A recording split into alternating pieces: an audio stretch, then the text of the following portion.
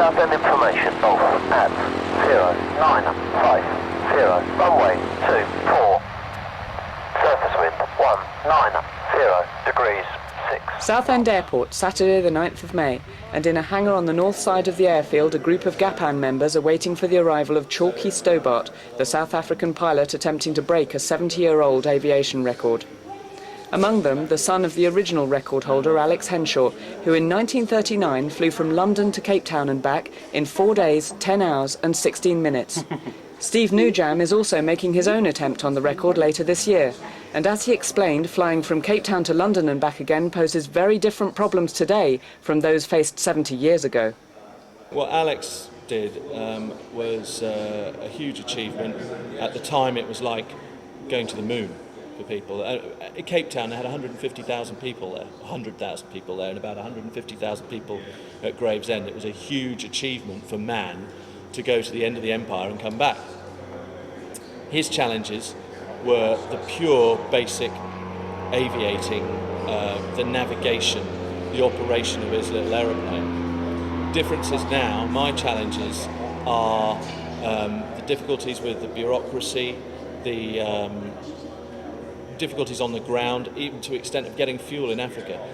Aviation fuel for the piston-engined aeroplanes in Africa is a very rare resource, difficult to get. Even if it is there, it's difficult to get the fuel. Whereas Mr. Henshaw just ordered his fuel, it was there waiting for him, and it enabled him to stop for times of 45 minutes. Whereas in my case, I'm in the hands of laps of the gods, and as we've seen with Chalkie Stobbart now, he's doing 2.5-hour turnarounds and pushing as hard as he can to get in and out of these various places. And it's a real achievement and accomplishment to be able to do that in this day and age. Even in an airliner, you would struggle to do that.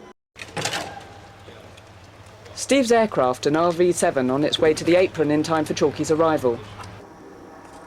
On board, a special passenger, perhaps reliving his father's experiences 70 years ago. While they waited, Alex Henshaw Jr. reflected on his father's life. The Mughal was such a difficult aircraft to fly that he had to fly it all the time because he didn't have any autopilot. Yeah. He had to fly to 1/2 degree, so that really did concentrate his mind. Sure. And did he ever talk about other aspects of the flight? He has spoken to me quite a lot about it. I think the one that gave him nightmares more than anything was landing at Gao, because it was hot. He had to be there by 5:30, so he had a very, very tight time scale, and on the way out and certainly on the way back he only had about 10 or 15 minutes to spare. And certainly landing on the way back he had 3 attempts, and on the 3rd attempt the sun had actually set and he knew he had to get down on that particular occasion, and fortunately he did. And what would your father thought of the limitations put in place by the regulations?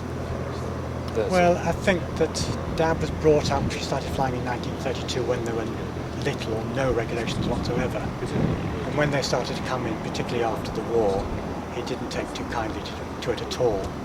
And on 2 occasions, bureaucracy down nearly killed him. And what do you think of these attempts to break your father's record?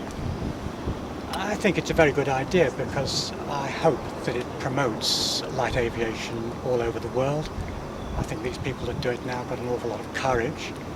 It's a lot different to what when Dad did it, obviously because of the navigation, the airfields and everything else. But on the other side of the coin, they've got bureaucracy and everything else that goes with it, makes things exceedingly difficult for them. Then, at 11:39 Zulu, Chalkie's aircraft came into view, touching down 12 seconds later and entering the record books. Tired but elated, Chalkie left the cockpit, and a lamentably hard seat, to a warm welcome. Tudor Owen and Rick Peacock Edwards met him on behalf of the Guild, and then Chalkie had a few special words with Alex Henshaw Jr.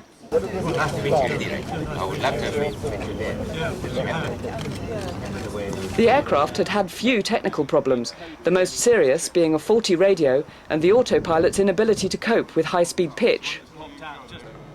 Steve Newjam was on hand to help and get the aircraft safely back on its way.